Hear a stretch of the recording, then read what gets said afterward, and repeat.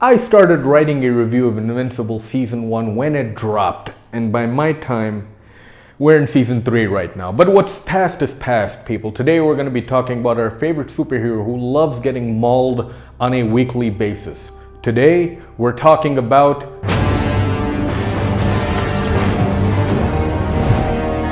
After I was done watching Season 1, I came to the consensus that this is one of the best superhero shows I've ever seen, and could possibly be one of the best shows I've ever seen as well. And once I finished up with Season 1, I helped myself to watching a lot of YouTube summaries, and basically spoiled the entire plot for myself as well. So I basically know what's gonna happen throughout the entire show, but that doesn't stop my eagerness or hype when it comes to waiting for a new season. I even went as far as to buy the first volume, which was gifted to me, of Invincible, but I had to make a choice between getting into a fandom, completely diving into a fandom, and it was between Invincible, going into this deep down, or it was this. And I went with this, Kentaro Miura's Berserk. I am on, what is this? The Deluxe Editions Volume 3. This is pretty dope stuff, people. Give this a read as well. If you like this, you're probably gonna like this as well. Give it a shot. It's a beautiful pastiche. Invincible combines the best elements from all comic books. We got science fiction, we got anime stuff going on over here, we got monster movies, we got detective stories and horror. All of this comes together as an amalgam to showcase this incredible coming-of-age story between a father and his son. Season 3 begins right after Season 2, following Omni-Man, where he rediscovers a part of his humanity when, in a beautiful line read, he says he thinks he misses his wife. I think I miss my wife. And we also got Mark, also known as Nice one, editor. Alright, now that we've gotten that joke out of the way, he's been training to truly live up to his name.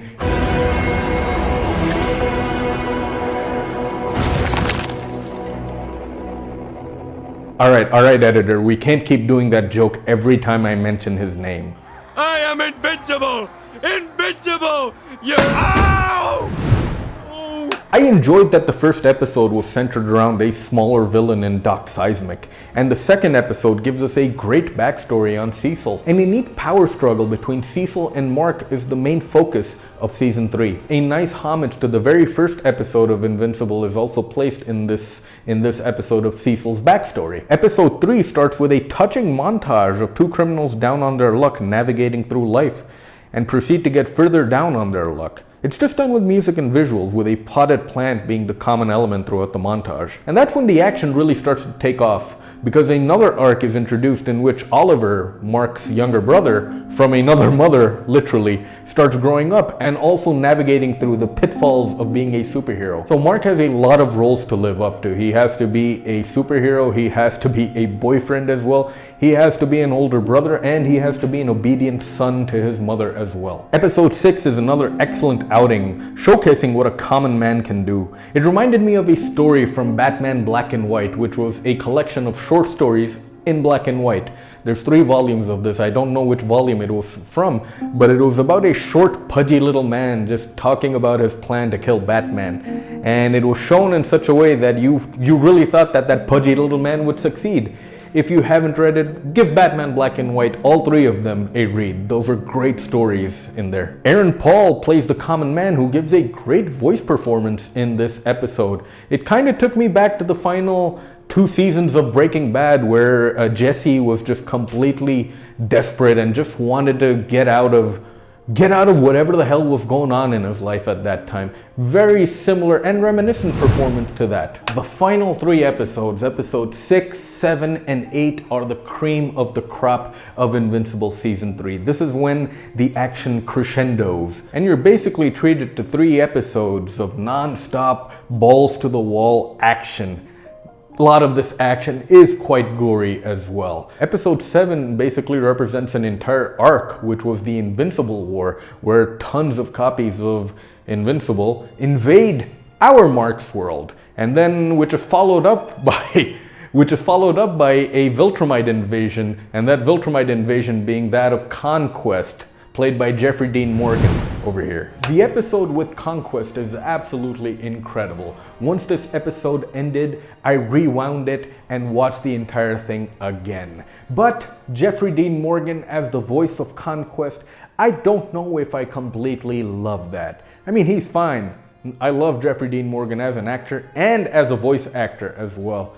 It just feels like he's holding back over here. And Conquest doesn't really seem like a guy who would hold back in his actions or with his voice. I mean, his first lines in the comic are, "Stand ready for my arrival, worm." The dialogues themselves are brutal and sadistic, and I get that Conquest is toying with both Mark and Eve, but the brutality is not conveyed through the voice. The brutality is conveyed through the writing. There is a standout line delivery, however, which was apparently not in the comics, which was really cool that they change up little stuff like that. And that line is the "take it to your grave" monologue, which Conquest tells Mark. I'm not gonna spoil it. You really should watch this episode. Even if you're not interested in this show, just watch this one episode. It'll probably turn you on to the entire series. Trust me. That monologue gave Conquest a whole lot of depth and is the standout sequence of this character. Who do I think would have been a good voice for Conquest? I don't know, man. Dave Bautista or Con O'Neill from The Batman. But then again, that's why I'm not sitting at the prestigious and non-union offices of Amazon. Every recurring voice actor, there's not a lot to say. Stephen Yeun and Gillian Jacobs are incredible, especially in this episode where they get to emote a lot. But everyone who's from the recurring cast does an excellent job, man. Not much to say over there. I do miss a lot of J.K. Simmons as they keep condensing Omni-Man in these seasons, man. I want more of Omni-Man. Much has been said about the animation quality of Invincible Season 3 on Twitter. Now, I won't proclaim to be an expert on animation because I'm not. But I don't know, man. It wasn't that bothersome to me. It looked pretty decent. There's some great foreground background stuff done in episode 4 where Omni-Man finally breaks out of his prison. The Invincible War episode has a striking set of images which has a common motif of flame in the copied Invincible's eyes. And then it cuts to a backshot.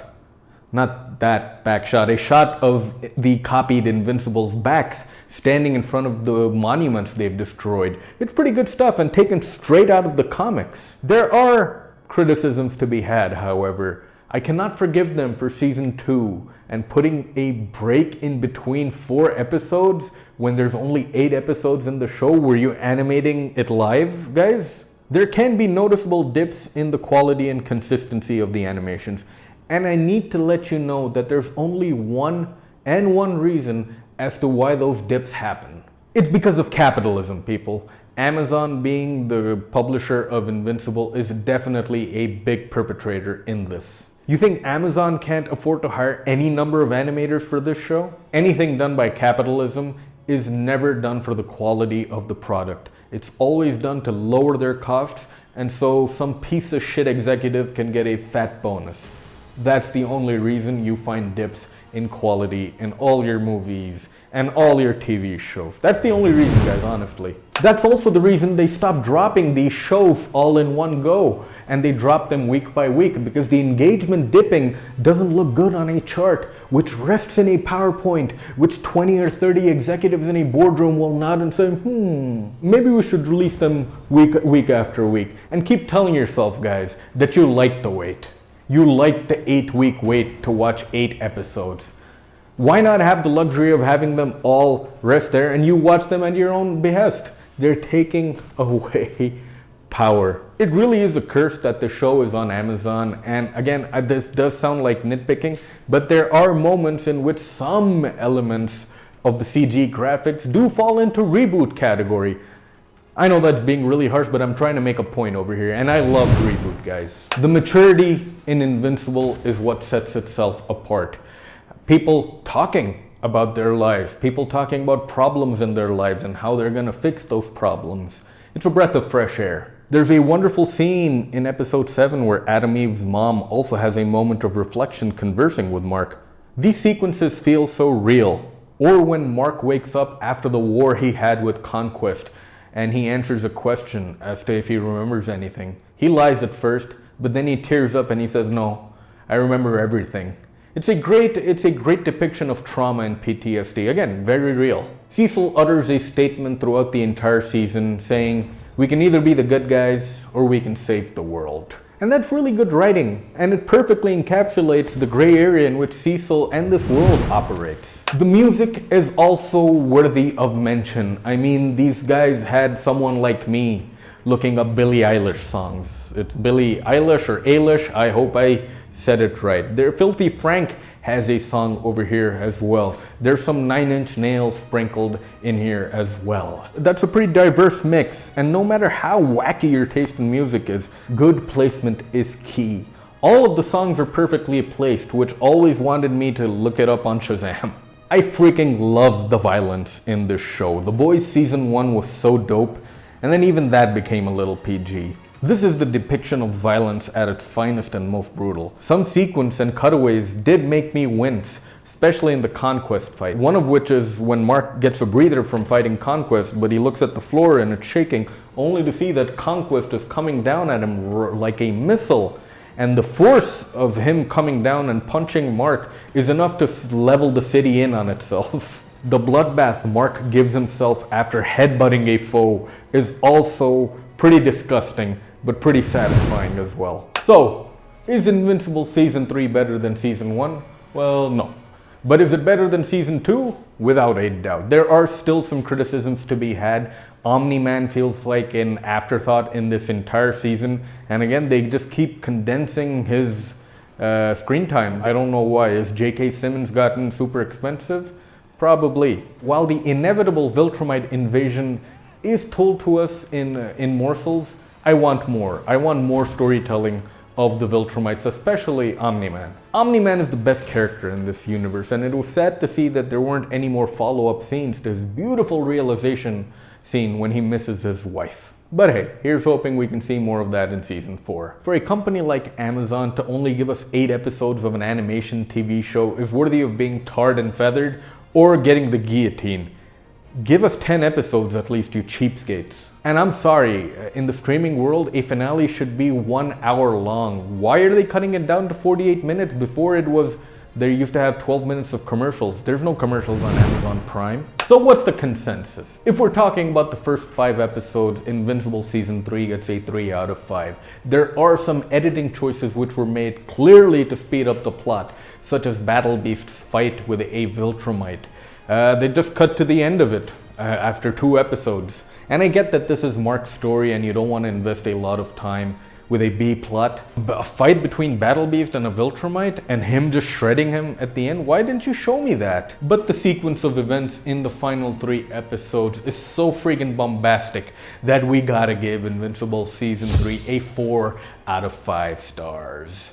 This is a wonderful universe. I'm glad I threw myself into this universe and started watching this show and reading the comic as well, even though it's financed and published by Amazon. So those were my thoughts on Invincible Season 3 and the company named Amazon, ladies and gentlemen. What to do next? Well, maybe you can check out my reviews of Elden Ring. This one's for the base game, this one's for the DLC. Do check it out if you have some spare time. And by spare time, I mean 45 minutes. But you won't regret it. Thank you so much for watching, everyone. If you could share this video, that'd mean the world to me. Hit the subscribe button. If you liked the video, hit that like button too, man. Until next time, ladies and gentlemen, take care. I shall see you soon.